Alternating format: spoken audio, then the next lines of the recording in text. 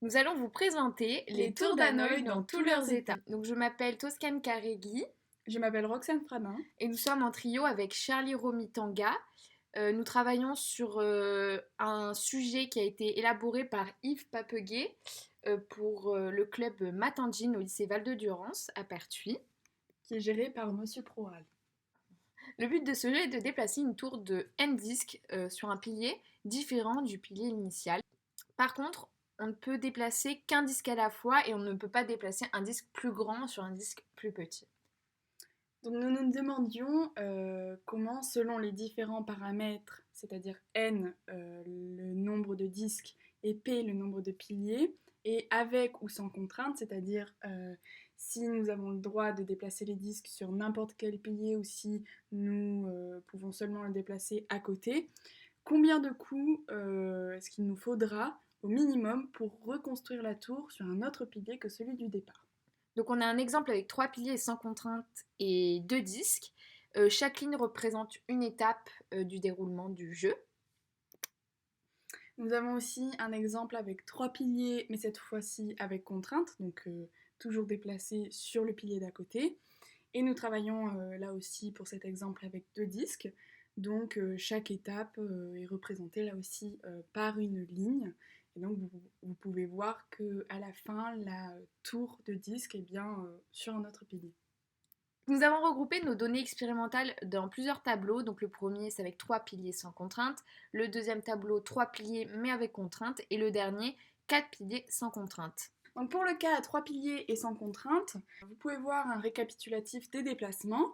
Donc nous allons, avec plusieurs déplacements, déplacer toute une tour de disque n-1 sur un autre pilier, puis ensuite emmener le dernier disque sur le troisième pilier, pour enfin rapporter toute la tour de disque n-1 sur ce pilier. C'est comme ça que nous arrivons à faire le minimum de déplacement avec 3 piliers et sans contrainte.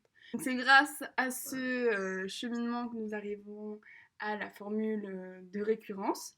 Donc on peut voir Qn-1 plus un disque, puisque le dernier disque nous déplaçons, plus encore Qn-1, puisque nous redéplaçons la tour. Ça nous fait une formule de récurrence égale à 2Qn-1 plus 1, qui nous amène à la formule explicite Qn égale 2 puissance n moins 1.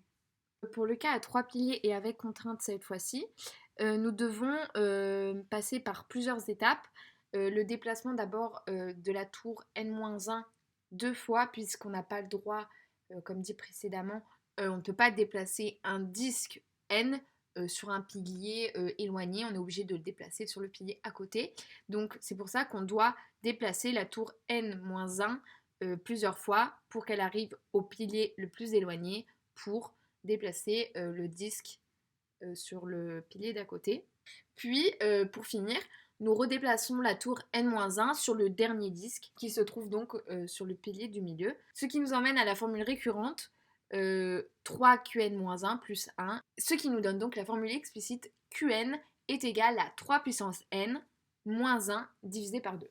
Pour le cas à 4 piliers et sans contrainte, nous devons d'abord déplacer une tour de disque de n-2 disques sur le pilier à côté, pour ensuite pouvoir déplacer un des 2 disques qui restent sur le premier pilier au troisième pilier, puis déplacer ensuite le dernier disque qu'il reste sur le premier pilier au quatrième pilier, pour pouvoir ensuite déplacer le disque qui est actuellement sur le troisième pilier sur le quatrième pilier, et ensuite pouvoir déplacer directement la tour qui est sur le deuxième pilier sur le quatrième. Nous arrivons à la formule de récurrence qui est 2qn-2 plus 3. Ce qui nous emmène à la formule explicite. Donc si n égale 2p moins 1, la formule explicite est égale à 4 fois 2 puissance p moins 1 moins 3. Et si n égale 2p, alors la formule explicite égale 6 fois 2 puissance p moins 1 moins 3. Merci de votre écoute.